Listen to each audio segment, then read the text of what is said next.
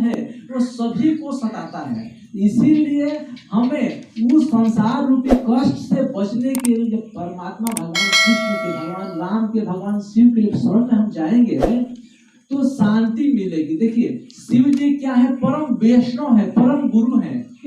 तो गुरु है, गुरु क्या होता है, देखिए गुरु के बारे में बहुत सुंदर बात बोला गया है। बताते हैं कि गुरु बिना ज्ञान न होए, जब तक गुरु नहीं मिलेंगे तो ज्ञान नहीं होगा। इसका उदाहरण कौन है, तो बताते हैं कि नाभादास जी जन्म से अंधे थे।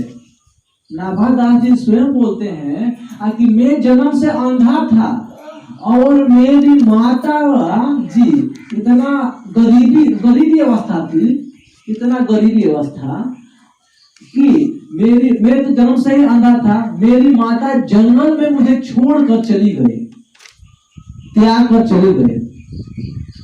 तो उसी मार्ग से अमरदास स्वामी जी उसी मार्ग से जा रहे थे, तो उनकी कृपा हुई तो मुझे नेत्र मिल गया। वो सिद्ध पुरुष थे अमरदास स्वामी जी महाराज, जो भक्तमाल के रचयिता नाभादास जी हैं, उनके गुरुदेव अमरदास जी सिद्ध पुरुष थे। उनकी कृपा से नाभादास जी को नेत्र मिल गई, दृष्टि देखने के लिए, भौतिक नेत्र।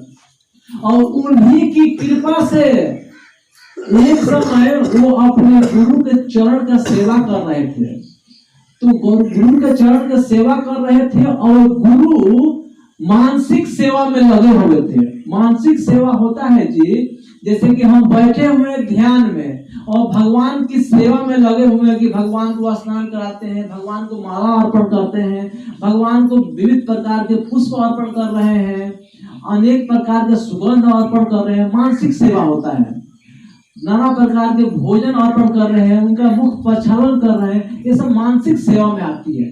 तो कहते हैं कि मेरे गुरुदेव अमरदास जी, नाभादास जी अपने मुख से कहते हैं कि मेरे गुरुदेव मानसिक सेवा में थे और वह भगवान को माला अर्पण करने जा रहे थे। उसी समय उनके एक शिष्य नाव में, पानी के नाव में, वो व्यापारी था, वो फंसा हुआ था, नाव डूबने की अवस्था में थी।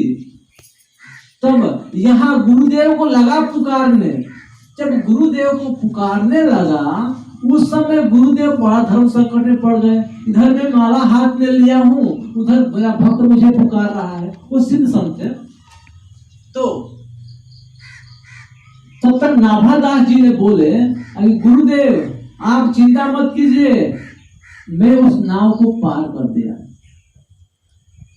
तब अमरदास जी को इतना आश्चर्य हुआ और बोले कि नाभादास, मेरी मानसिक स्थिति जहां जाती है वहां तुम्हारी भी स्थिति चली जाती है। तुम सिद्ध हो, तुम सिद्ध हो गए हो। तब नाभादास जी बोले कि हाँ गुरुदेव, आपके चरणों की सेवा से ही हमें ये प्राप्ति हुई है।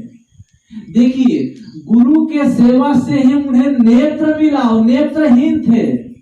गुरु के सेवा से ही भौतिक जो आपकी जो अंतर आत्मा की जो चक्षु होती है वह चक्षु मिली, विवेक की चक्षु, जो यहाँ बैठे करोड़ों मील दूर उस डूबती हुए नाव को देख लिए। तब अमरदास जी बहुत प्रसन्न हुए और बोले नाभादास जी, मैं तुम्हें एक दायित्व देता हूँ। तो नाभादास जी बोले गुरुदेव आज्ञा दीजिए, मेरे लिए क्या सेवा है। तब नाभादास जी बोले कि तुम भक्तमाल ग्रंथ की रचना करो। तब अमरदास जी बोले कि तुम भक्तमाल ग्रंथ की रचना करो। तब नाभादास जी ने बोले कि गुरुदेव, भगवान के विषय में तो थोड़ी बहुत मैं जान भी सकता हूँ, जानता हूँ, पर इस भक्त के विषय में तो मेरे लिए जान पाना बड़ा दुष्कर है, बहुत कठिन है। क्योंकि भक्त के विषय में जानने के लिए गुरु की कृपा से ही किसी भक्त को हम जान पाते हैं।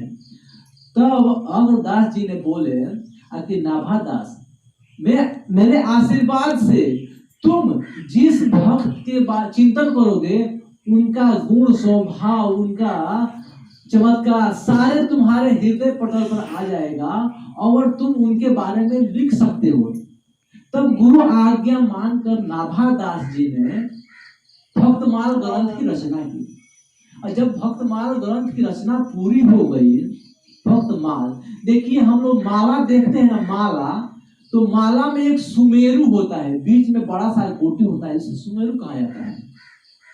तब माला तो तैयार हो गई, भक्तमाल, भक्तों की माला। अब सुमेरु किसे बनाया जाए? तब नाभादास जी ने वृंदावन में लगे भंडारा करने।